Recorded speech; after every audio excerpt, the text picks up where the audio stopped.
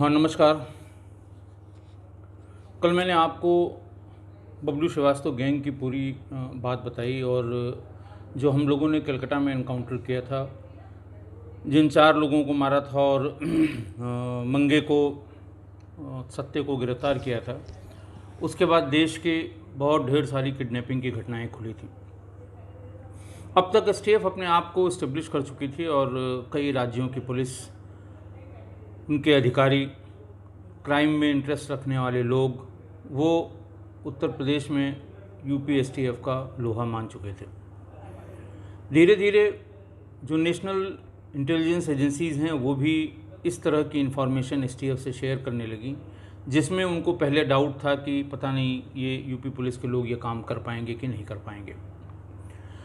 ऐसी ही एक घटना जून 1999 को हुई कि अरुण कुमार साहब, हमारे एसएसपी साहब को ये सूचना प्राप्त हुई कि लक्ष्मी गेस्ट हाउस जो हज़रतगंज में है, वहाँ पर एक दाऊद इब्राहिम का ऑपरेटर, छोटा शकील का आदमी, वो वहाँ लक्ष्मी गेस्ट हाउस है, वहाँ आकर रुकेगा। फ़ौरन हम लोगों को बुलाया गया। सत्येंद्रवीर सिंह साहब, मैं, अविनाश तेवतिया, इन सारे लोगों को 3 टीमें बनाई गई। पहले जाके उसे देख लिया गया कि ये लक्ष्मी गेस्ट हाउस कहाँ पर है, निकलने के कितने रास्ते हैं, अगर वो आएगा तो कहाँ से आएगा। इस तरह की सारी सूचना इकट्ठा करके और हम लोग सब लोग वहाँ पहुँच गए। बात ये 30 मई की रही होगी। 31 को उसको 3 भागों में बांटा गया और ये भी बताया गया कि जो आदमी आएगा वो नेपाल से कोई कंसाइनमेंट उसको मिलना है यहाँ पर, उसके बाद उसे मुंबई जाना है। हो सकता है वो कंसाइनमेंट लेके मुंबई जा रहा हो, ये भी हो सकता है कि वो निकल गया हो, या फिर अभी उसे कंसाइनमेंट मिला न हो और वो कंसाइनमेंट लेने के बाद मुंबई जाए। तो 3 टीमें बनाई गई। एक होटल में आने जाने के रास्ते पर नज़र रख रही थी, दूसरा होटल के भीतर रिसेप्शन के पास, और तीसरा रेलवे स्टेशन पे। पुष्पक लखनऊ से मुंबई जाने के लिए सबसे कन्वीनियंट गाड़ी है, जो शाम को कोई 8 साढ़े 8 बजे लखनऊ में चारबाग रेलवे स्टेशन से चलती है। उसके अलावा और जो भी गाड़ियाँ मुंबई जाने वाली थीं, उन पर नज़र रखने के लिए एक टीम वहाँ लगाई गई। वहाँ हम लोगों ने रिसेप्शन पे पता कर लिया कि अभी हाल में 1-2 दिन में कौन यहाँ पर आया है, बाहर से आया है, या जो हम लोगों को बताया गया है कि 2-3 दिन रुकने वाला या अभी आया हो, कि उसको आते जाते हम लोग देख लें, उसकी गतिविधियों को देख लें, क्या लेके आता है, क्या लेके जाता है। ऐसा कोई आदमी अगर होटल छोड़ के जा रहा है तो हम उसको देख लें। कमरा नंबर 705 में लक्ष्मी गेस्ट हाउस के ऐसे एक आदमी के रुकने की सूचना मिली, जिसमें उसके रजिस्टर में उसका नाम M.A. शेख लिखा हुआ था। होटल वाले से पूछा गया, उसने कहा साहब बहुत स्मार्ट सा लड़का है, 5 फीट 9 इंच 10 इंच उसकी हाइट है, टी शर्ट और जीन्स पहनता है, बहुत कम बाहर निकलता है, और कल मतलब 30 तारीख को वो आया है और 2 दिन से रुका हुआ है। कोई बीच में 1 बार 2 बार थोड़ी देर के लिए हमारे ख्याल से मार्केट तक गया होगा, उसके अलावा कहीं। उससे भी पूछा गया कोई मिलने जुलने आता है, उनका साहब अभी तक तो कोई मिलने जुलने नहीं आया। बाकी इस तरह के और जो सस्पेक्टेड थे, जो इन 2 दिनों में होटल छोड़ के गए, उन्हें होटल के कैंपस के भीतर तो नहीं लेकिन बाहर निकलने पे उनको चेक किया गया, उनके आइडेंटिटी को देखा गया, लेकिन कोई बात बनी नहीं, कोई बात उसमें से निकली नहीं। 2 जून को दिन में लगभग 1 बजे 2 लोग होटल से निकलते हुए दिखाई दिए, जिनके पास बैग था, 2 बड़े बड़े बैग थे, वो निकलते हुए दिखाई दिए। रिसेप्शन वाले ने इशारा किया कि ये यही लोग हैं, क्योंकि थोड़ी देर पहले वो आए थे भीतर और उन्होंने कहा था कि हमारा बिल बना दीजिए। वो जो रह रहा था जिसने M.A. खान लिखवाया था अपना नाम, और दूसरा आदमी कि आप बना दीजिए, हम थोड़ी देर में वापस निकल जाएंगे यहाँ से। उन दोनों के बैग को चेक किया गया। एक बैग में एक AK-47 बिल्कुल ब्रांड न्यू एल्युमिनियम की फॉइल में लपेटी हुई, और दूसरा जो लड़का था उसका नाम था अकील अहमद। अकील अहमद के पास एक सादे कागज़ में एल्युमिनियम फॉइल में लिपटे हुए 90 कारतूस 30 पिस्टल के, चाइनीज़ 30 पिस्टल के। वहाँ से उनको हम लोग अपने STF के दफ्तर ले आए पूछताछ की, जिसके पास AK-47, ये AK-47 ब्रांड न्यू थी, बिल्कुल यूज्ड नहीं थी, एकदम नई। इसमें जो इसकी बट की पॉलिश होती है या जो बैरल की पॉलिश होती थी, ऐसा लगता था अनयूज्ड है। देखने में जैसे वो टॉय जो AK-47 खिलौने वाली आती है उस तरह से रहती है। खैर, ऑफिस में आर्मोरर को दिखाया गया, बिल्कुल सही थी, नई थी और ओरिजिनल कलशनिकोव राइफ़ल थी। पूछताछ में उस लड़के ने अपना नाम अजीज़ुद्दीन शेख बताया, जिसके पिताजी का नाम ज़हीरुद्दीन शेख था। ये इसका पता था 85 बनवाड़ी बाज़ार, पुणे।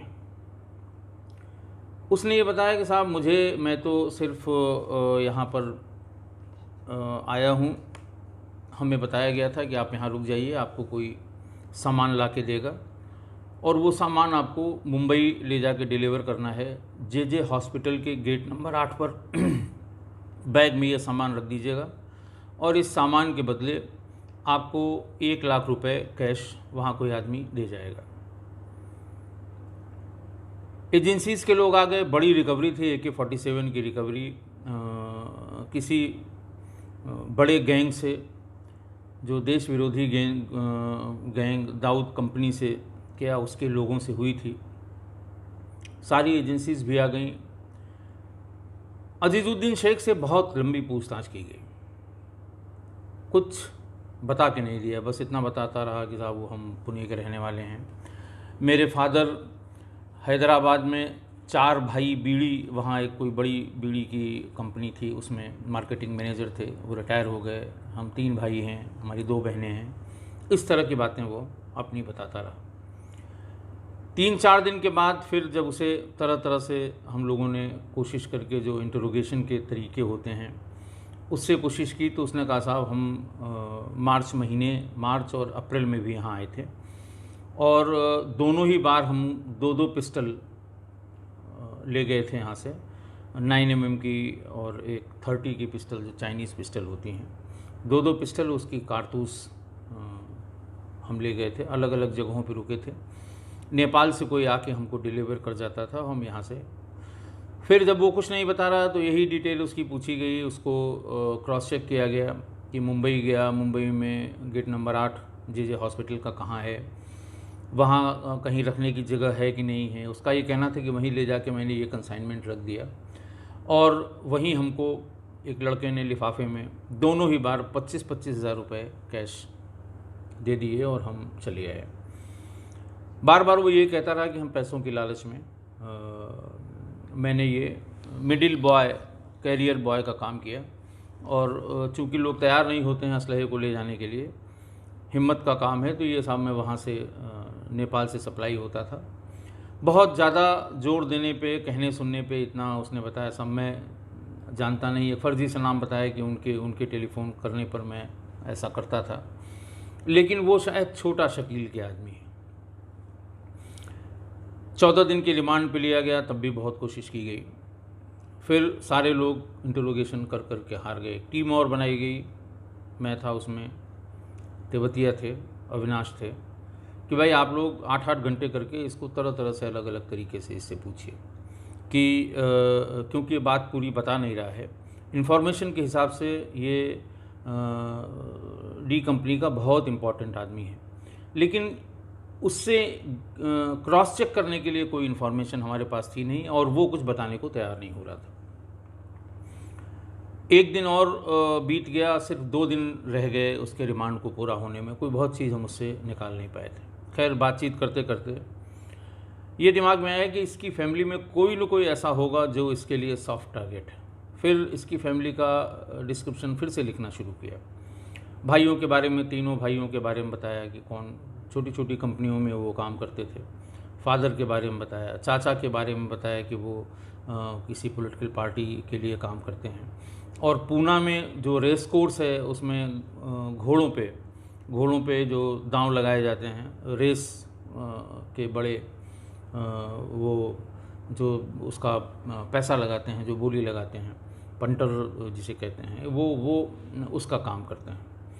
फिर उसको वेरीफाई किया। फिर बात करते करते उसने ये बताया कि मेरी 2 बहनें हैं, एक भाई मुझसे छोटा है और एक बहन मुझसे छोटी है। सबकी शादी हो गई है, मेरे छोटे भाई की और बहन की शादी नहीं हुई है। लंबी बातचीत में ऐसा लगा कि इसका अटैचमेंट अपनी छोटी बहन से ज़्यादा है। फिर ये कहा गया कि भाई अगर इसको तोड़ना है, इसको मॉरली तोड़ना है, क्योंकि बहुत स्ट्रांग लग रहा है, ऐसा भी लग रहा है कि पहले जेल गया है, ऐसा भी लग रहा है कि इसे मारपीट का बहुत डर नहीं है, उसको ऐसा भी लगा 3rd डिग्री में पुलिस वाले किस लिमिट तक जा सकते हैं, शायद इसकी भी जानकारी उसको थी, इसलिए वो बिल्कुल टूट नहीं रहा था। फिर जब टीम ने ये डिसाइड किया कि साहब इसकी सिस्टर से इसका लगाव कुछ ज़्यादा लग रहा है, क्योंकि सिस्टर की बात बहुत ज़्यादा जब भी कोई पूछता था तो वो स्किप करने की कोशिश करता था, वो उसको हटाने की कोशिश करता था, वो उससे दूर भागता था। खैर उसको ये बताया गया कि ठीक है, तुम्हारी छोटी सिस्टर को हम लोग यहाँ बुलवाते हैं, छोटी सिस्टर यहाँ आएगी और तभी तुम बताओगे, और हमें ऐसा लगता नहीं है कि तुम छोटी सिस्टर से कम पे कुछ बताने को तैयार होगे। और कोई इसने इस बीच में कुछ फ़ोन नंबर भी अपने घर वालों के बताए थे, और ये इसके सामने ही फ़ोन करने की कोशिश की, और इसे ऐसा जिस पॉइंट ऑफ टाइम पे उसे ऐसा लगा कि अब शायद ये टेलीफ़ोन करके मेरी सिस्टर को बताएंगे, और या हो सकता है वहाँ से पुलिस मेरी सिस्टर को यहाँ उठा लाए। तो जब उसे इस बात का यकीन हो गया कि अब ये बिल्कुल बहुत जिसको कहते हैं कि पॉइंट ऑफ नो रिटर्न पे पुलिस वाले आए हैं, अभी मानने से रहे किसी बात की, मुझे बताना पड़ेगा। फिर उसने 2 बोतल पानी मांगा, वहीं बैठे बैठे ही अपने सिर पे उसने डाला। तमाम उसे कसम पहले दिलाई गई थी, तब भी कुछ नहीं बोला था, उसे तमाम कसम दिलाई गई। उसने कहा अच्छा ठीक है साहब, मेरी सिस्टर से कोई बात न करे, कोई पुलिस वाला मेरी सिस्टर से बात न करे, ना उसको कोई बताए, और मैं सारी बात बताता हूँ। फिर उसने बताया कि साहब हमारे फादर चूँकि 4 भाई बीड़ी में थे, और उस सिलसिले में उनकी पोस्टिंग कभी हैदराबाद और कभी गुजरात हुआ करती थी। ऐसी ही एक पोस्टिंग में हम लोग शुरू में हैदराबाद में थे, बचपन की पढ़ाई भी हमारी वहाँ रही। उसके बाद फिर हम दोबारा गुजरात में रहे, कुछ दिन गुजरात में पढ़ाई हुई, फिर उसके बाद हम हैदराबाद गए। हैदराबाद में इसकी वहाँ पे दोस्ती कुछ, अच्छा हाई स्कूल के बाद ये पढ़ नहीं पाया, इसका पढ़ने में मन कम लगता था, और इसका जो ग्रुप बना था वहाँ, वो ग्रुप बहुत अच्छा नहीं था। मोहल्ले से इसकी गुंडई की शुरुआत हुई 1990 में। वहाँ पर नरेंद्र नाथ उर्फ नरी करके कोई गांव का, उसका मोहल्ले का आदमी था, जिससे इसका कुछ विवाद हुआ, इसके और उसके दोस्तों के साथ मारपीट हुई। चंद्रायन गुट्टा पुलिस स्टेशन था, जो इसके विरोधी थे, उन्होंने वहाँ के इंस्पेक्टर पाशा कादरी से मिलके इसके खिलाफ 307 का मुकदमा लिखा दिया, और ये उस मुकदमे में 25 दिन जेल रहा। जेल में इसकी कई क्रिमिनल से मुलाकात हुई, और तमाम मुलाकात होने के बाद बाहर जब लौट के आया तो ये धीरे धीरे उन्हीं ग्रुप्स में, उन्हीं गैंग्स में शामिल रहा। पहला बड़ा मर्डर इसने किया 2 फरवरी 1993 को। एक बीजेपी के नेता थे नंदराज गौड़, वो अगले इलेक्शन में टिकट लेना चाहते थे बीजेपी से, और जो वहाँ का सिटिंग विधायक था वो इस बात को लेके उससे बहुत नाराज़ था। वहाँ लोकल राजनीति में या लोकल पॉलिटिक्स में इससे नाराज़ रहने वाले जो लोग थे वो हीरा जमात से रिलेटेड थे। हीरा जमात एक दुबई की संस्था थी, जो वैसे तो कहने को ये इसका दीन का काम करते थे, लेकिन ये वहाँ पर फंडिंग करते थे, बहुत हैवी फंडिंग करते थे, और इनकी जो एक्टिविटीज़ थी वो बहुत फंडामेंटलिस्ट की एक्टिविटी थी, और ये पैसों से टेरर फंडिंग के मामलों में भी इनका नाम आया था। वहाँ से इन लोगों ने कोशिश की कि ये किसी तरह से नंदराज गौड़ की अगर हत्या कर दी जाए, एक तो अगला प्रॉस्पेक्टिव कैंडिडेट बीजेपी का वो मर जाएगा, दूसरे इसका आरोप जो वहाँ पर इस समय वर्तमान एमएलए हैं उनके ऊपर लगेगा। ये 3 लोग, जिसमें अली मिर्ज़ा थे और रफ़ी थे, और ये तीनों स्कूटर से गए, 2-3 दिन से चक्कर लगा रहे थे, नंदराज गौड़ को रास्ते में मिल गए, उतर के इन लोगों ने चाकुओं से नंदराज गौड़ की हत्या कर दी। नंदराज गौड़ के मारे जाने के बाद वहाँ हैदराबाद में बहुत उपद्रव हुआ, ये लोग वहाँ से भाग गए, और बात इसकी जो इन लोगों ने जिस हिसाब से इन्होंने काम किया था, या हीरा जमात के लोगों ने जो इनकी टास्किंग की थी, वो सही भी हुई। जो वहाँ के इनके एमएलए थे, सिटिंग एमएलए थे, जिससे इसका झगड़ा था, पुलिस ने उन्हीं को उठाया और फिर उसके बाद उनके साथ सख्ती की, उनके साथ बातचीत की। इस हत्या के बाद इतनी सनसनी हुई कि पुलिस बहुत ही जिस शिद्दत से इन अपराधियों को ढूंढने लगी, और बाद में अप्रैल 93 में नंदराज गौड़ की हत्या में शामिल तीनों आदमी, फसीउद्दीन, रफ़ीउद्दीन और मिर्ज़ा मीर मोहम्मद, ये तीनों पुलिस एनकाउंटर में मारे गए। उसके बाद ये वहाँ से भाग के औरंगाबाद चला गया। पुलिस जब इसके पीछे पड़ी तो ये वहाँ से औरंगाबाद चला गया।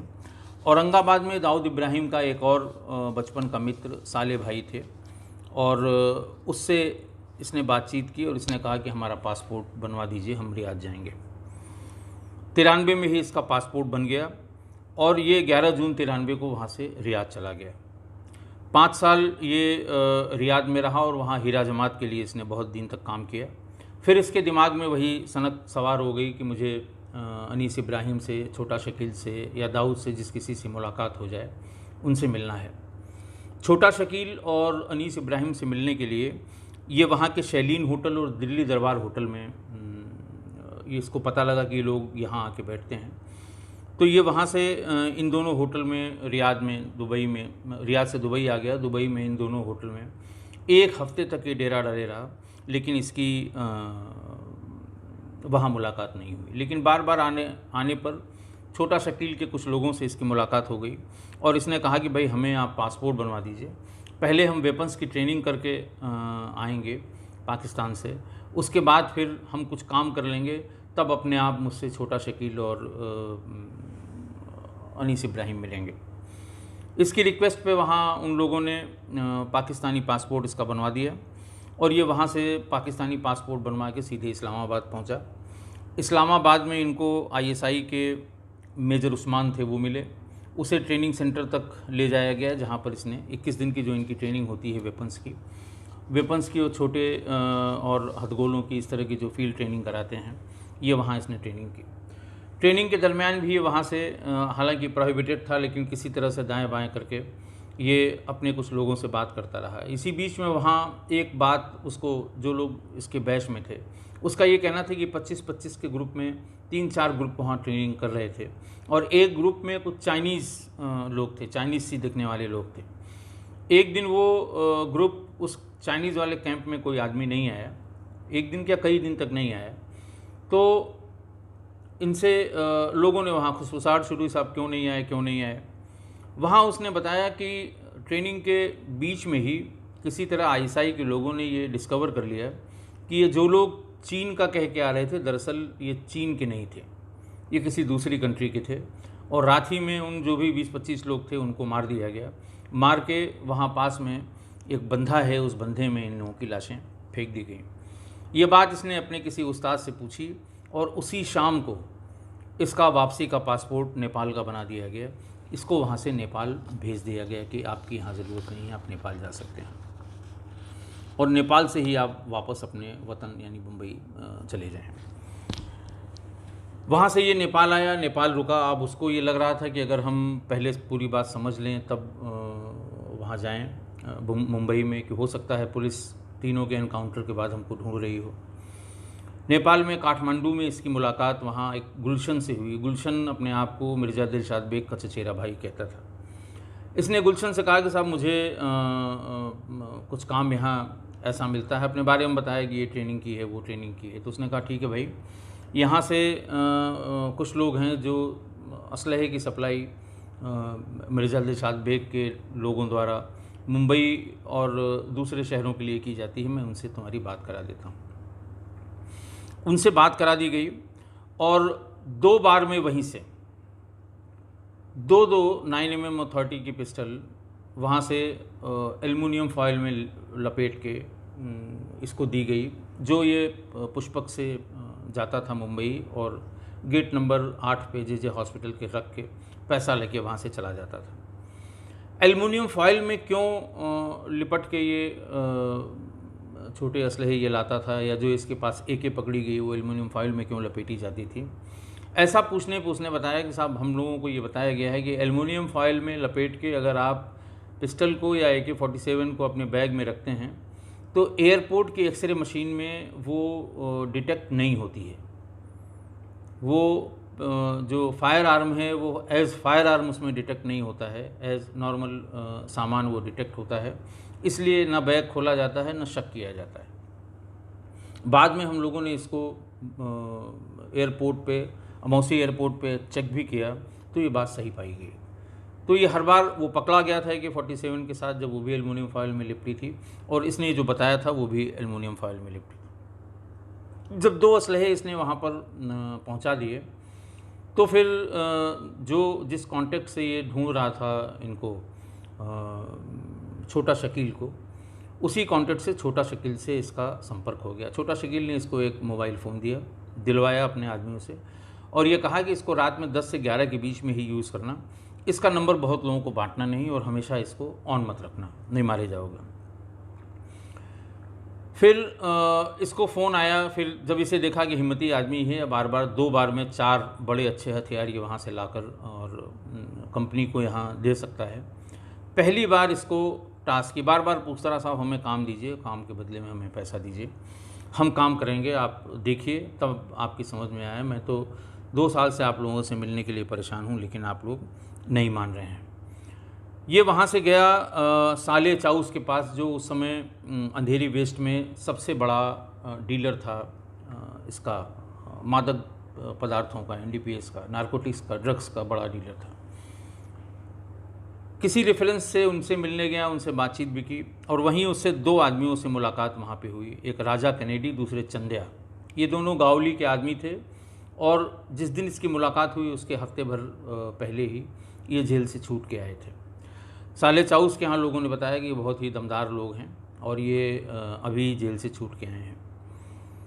ये बार बार जो बात करता रहता था छोटा शकील से, उसको ये पता था कि छोटा शकील गावली के लोगों को ढूंढ रहे हैं और गावली के लोग जहाँ भी मिल जाएंगे उन्हें मारेंगे।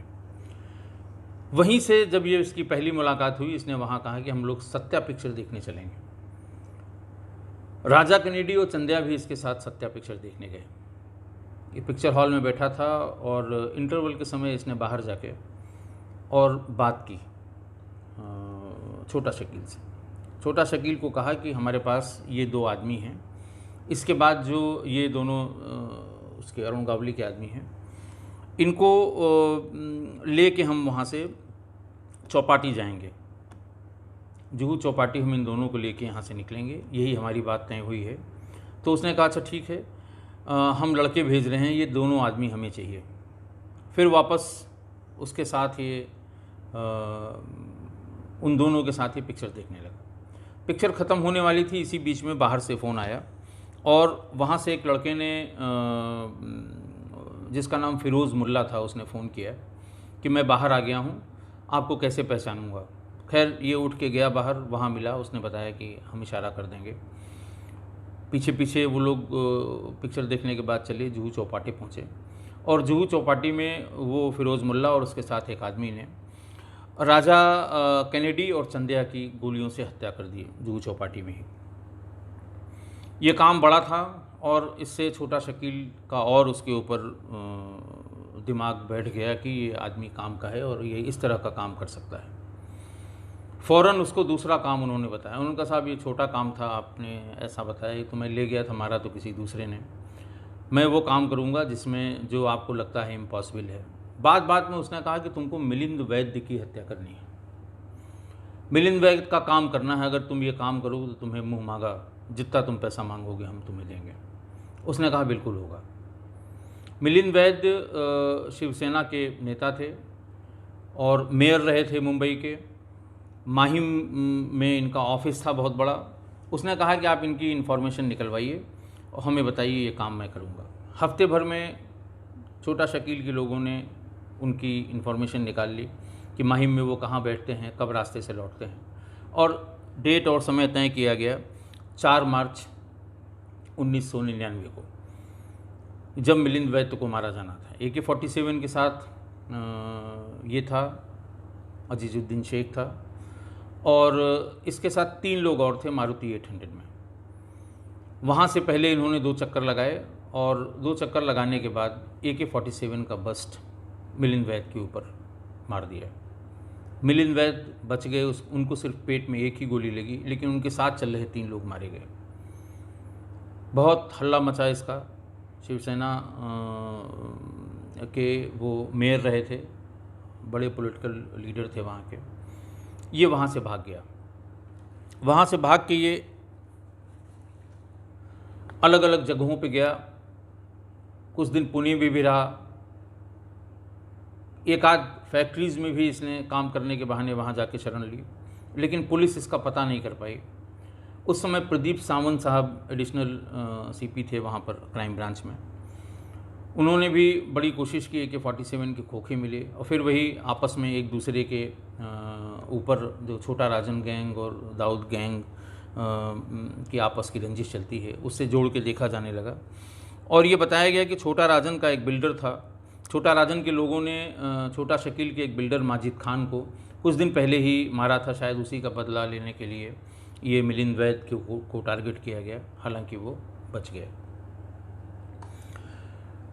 उसके बाद फिर उसके और टारगेट दिए गए, जिसमें DK यानी दत्ता खेड़े का टारगेट था, गोल्डन अकबर का टारगेट था, लेकिन जो सबसे खतरनाक टारगेट उसको दिया गया, अब उसकी बड़ी हैसियत हो गई थी। ये काम करने के बाद उसने कहा कि छोटा शकील से कहा मुझे 6 लाख रुपए तुरंत दे दीजिए, हमें 6 लाख की ज़रूरत है। आपने कहा था मुँह मांगा देंगे, लेकिन छोटा शकील ने उसे 4 लाख की डिलीवरी दी। इसके बाद अगली बार जब उसने कॉल किया तो इसने बड़ा भला बुरा कहा। उसने कहा देखिए मैं किसी के टुकड़ों पे नहीं पलता हूँ, मत दो तुम इसे, हमें काम करना है, हम काम करेंगे, नहीं तुम्हारे लिए करेंगे। इस बात से उसको ये लग गया कि लगता है कि ये कहीं किसी और के पाले में जा सकता है, ये हमारा काम नहीं करेगा। 3 ही 4 दिन के भीतर उसे बाकी के पैसे 2 लाख रुपए और भिजवा दिए गए। जो अगला टारगेट उसने बताया वो ये था कि जिस समय मुंबई बम ब्लास्ट हुआ था उस समय SK बापत पुलिस कमिश्नर थे। इससे कहा गया था कि SK बापत का काम करना है और हर हाल में करना है। इसके अलावा एक छोटा राजन के लोग कुछ पेशी पे जाते थे, सफ़ेद रुमाल बांध के, सफ़ेद पगड़ी बांध के, उनके साथ बहुत हैवी सिक्योरिटी होती थी, लेकिन उनको मारने के लिए कहा गया। एक वहाँ पर बड़ाला और भरत नगर में शिवसेना के कुछ लोग बैठते थे, उनको टारगेट करने के लिए कहा गया। वहाँ दोनों ग्रुप में यही सब एक दूसरे की इन्फॉर्मेशन निकालते रहते थे और एडवांस में काम बताते रहते थे। इस तरह के लोग अपना घूम घूम के देखा करते थे, जहाँ दांव लग जाता था वहाँ अपना काम निपटा देते थे। इतनी स्टोरीज़ बताने के बाद पहले तो यकीन नहीं हुआ कि सही बोल रहा है कि गलत बोल रहा है। अरुण कुमार साहब ने मुंबई बात की कि साहब ऐसे ऐसे बता रहा है। वहाँ भी थोड़ा सा कम लोगों को यकीन हुआ, क्योंकि मिलिंद वैद्य वाले में भी किसी दूसरे पे पुलिस खोलने की तैयारी कर रही थी। वहाँ से ये रिक्वेस्ट हुई कि अगर हम लोग तो वहाँ पहुँचने में दिक्कत होगी, अगर आप लेके चले आए यहाँ पे। और रिमांड के ख़त्म होने में सिर्फ 2 दिन बाकी था। आनन फानन में मैं और अरुण कुमार साहब बाई एयर उसको लेके यहाँ से, और इतना रिस्क होता है, आप हथकड़ी बांध नहीं सकते किसी भी एयर ट्रेवल में, भाग जाने का खतरा होता है, बीच में बिठा के लिए चलेंगे। बहरहाल उसको ले गए हम लोग बाई एयर, मुंबई एयरपोर्ट पर उतरे। वहाँ पर क्राइम ब्रांच के सारे लोग थे, प्रदीप सामंत साहब खुद थे। इसे लेके हम लोग क्राइम ब्रांच के ऑफिस पहुँचे। वहाँ जो उसने एक एक चीज़ बतानी शुरू की, क्राइम ब्रांच वालों के भी होश उड़ गए कि ये इतना बड़ा काम करने वाला, डी कंपनी का इतना बड़ा मेंबर अब तक क्राइम ब्रांच मुंबई के रडार से कैसे बाहर रहा। खैर उसको मौके पर जितनी जो भी चीज़ें वेरीफाई करने लायक थी वो सब वेरीफाई हुई, और वहाँ जो जो उसने टारगेट बताए थे उन टारगेट्स को तुरंत सचेत किया गया। उसके बाद फिर ये वापस हम लोग ले आए और AK-47 की रिकवरी में और इन सब चीज़ में उसे जेल भेज दिया गया। बाद में मुंबई पुलिस उसे वहाँ से मुंबई ले गई। मुंबई में मिलिंद वैद के ऊपर प्राणघातक हमले और उनके साथ 3 लोग जो मारे गए थे उसमें, और बाकी जो इसकी हत्याएं थीं जो पहले कहीं कहीं तो पुलिस पहले खोल चुकी थी, जैसे वो उनकी हत्या थी नंदराज गौड़ की, और उसके बाद जो मुंबई में हत्या हुई थी राजा कैनेडी और चंद्या की, ये सब पुलिस खोल चुकी थी। लेकिन इन मुकदमों में खासकर मिलिंद वैद में इसका ट्रायल शुरू हुआ। ट्रायल में मुंबई की लोअर कोर्ट ने इसको फांसी की सज़ा दे दी। बहुत दिनों तक इसका फिर से अपील में दिल्ली हाई कोर्ट में चलता रहा, और दिल्ली हाई कोर्ट ने इस फांसी की सज़ा को उम्र कैद की सज़ा में बदल दिया। इसके भी अगेंस्ट वो लोग सुप्रीम कोर्ट गए हैं, उनके घर वाले, परिवार वाले, और आज की तारीख में भी अजीजुद्दीन शेख पूना जेल में बंद है। आपने आज का ये वृतांत देखा कि किस तरह से उस समय दाऊद इब्राहिम के लोगों ने इतना तगड़ा मकड़ जाल अपना फैला रखा था कि किस चैनल से वो असलहे ले आते थे, जिसको चाहते थे उसको टारगेट कर देते थे, और इस तरह से अफरा तफरी क्राइम के क्षेत्र में मुंबई में मची हुई थी। बहुत बहुत धन्यवाद।